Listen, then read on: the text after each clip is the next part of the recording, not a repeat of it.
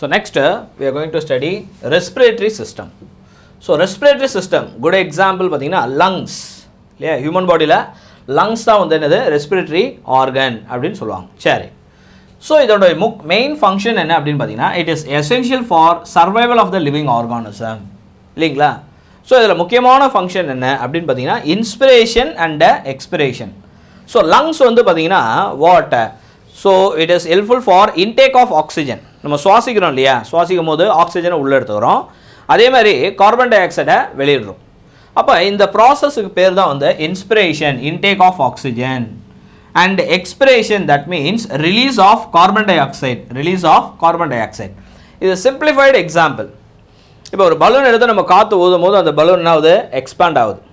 So காற்று என்ன ஆகுது, அதில் ஃபில் ஆகுது. அந்த மாதிரி நம்ம ஆக்சிஜனை வந்து உள்ளே எடுத்துக்கும் போது நம்மளோட லங்ஸ் வந்து என்ன ஆகும், எக்ஸ்பேண்ட் ஆகி லங்ஸ் வந்து என்ன ஆகும், என்லார்ஜ் ஆகும். அப்போ வந்து ஏர் ஆக்சிஜன் வந்து உள்ளே போகுது. அப்போ அந்த லங்ஸில் வந்து ஆல்வியோலி இருக்குது. அந்த ஆல்வியோலி என்ன பண்ணுது, அந்த ஆக்சிஜனை ஸ்டோர் பண்ணி வச்சு அதுலேருந்து கேபிலரிஸ், அது மூலமாக என்ன ஆகுதுன்னா, இது என்ன பண்ணுது, இந்த ஆக்சிஜனை வந்து பிளட்டோட கம்பைன் பண்ணுது. அப்போ வந்து என்ன ஆகுது, ஆக்சிஜனேட்டட் பிளட் அப்படின்னு சொல்கிறது. அப்போ அந்த பிளட்டில் வந்து அந்த ஆக்சிஜன் எடுத்துகிட்டு போகிறது எது அப்படின்னு பார்த்தீங்கன்னா, ஹீமோக்ளோபின் பிக்மெண்ட். அப்போ அந்த ஹீமோக்ளோபின் என்ன பண்ணுது, அந்த ஆக்சிஜனை கம்பைன் பண்ணிவிட்டு பிளட்டை எடுத்துகிட்டு போகுது. புரியுதுங்களா? சரியா, ஓகே. ஸோ அது இன்ஸ்பிரேஷன். எக்ஸ்பிரேஷன்றது நம்ம பாடியில் அன்வான்ட் கேஸாக இருக்கிறது கார்பன் டை ஆக்சைடு.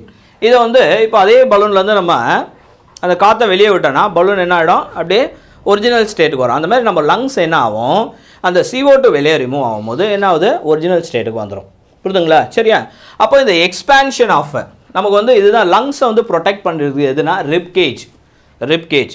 ஸோ இது என்ன ஆகும், இது எக்ஸ்பேண்ட் ஆகும். ஸோ ஆக்சிஜன் உள்ளே போகும்போது எக்ஸ்பேண்ட் ஆகும். எப்படி பலூன் வந்து காற்று ஊதும் போது எக்ஸ்பேண்ட் ஆகும், அந்த மாதிரி லங்ஸ் வந்து எக்ஸ்பேண்ட் ஆகும். அப்போ இந்த ரிப்கேஜ் வந்து மூவ் ஆகுது இல்லையா. ஸோ டாக்டர்கிட்ட நம்ம போகணும்னா டாக்டர் என்ன பண்ண, மூச்சை இழுத்து விடுங்க அப்படின்னு சொல்லும் போது நம்மளோட லங்ஸ் ரிப்கேஜ் வந்து எக்ஸ்பேண்ட் ஆகும் இல்லைங்களா. ஸோ இந்த மாதிரி ஆகும்பொழுது அந்த ரிப்கேஜை வந்து எக்ஸ்பேண்ட் பண்ணுறது எது அப்படின்னு பார்த்தீங்கன்னா, டயஃப்ராகம்ன்ற ஒரு பார்ட். இது டயஃப்ராகம் ஒரு பார்ட். புரியுதுங்களா? அதுதான் வந்து என்ன ஆகுது, இன்ஸ்பிரேஷன் எக்ஸ்பிரேஷன் இது நடக்கிறதுக்கு முக்கியமாக இருக்குது. அதே மாதிரி இதில் மசில்ஸ் இருக்குது.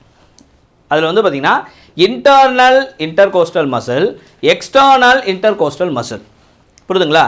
அப்போ ஆக்சிஜன் உள்ளே போகும்போது இன்ஸ்பிரேஷன் நடக்கும்போது எக்ஸ்டர்னல் இன்டர்கோஸ்டல் மசில் ஹெல்ப்ஃபுல்லாக இருக்கும். புரியுதுங்களா?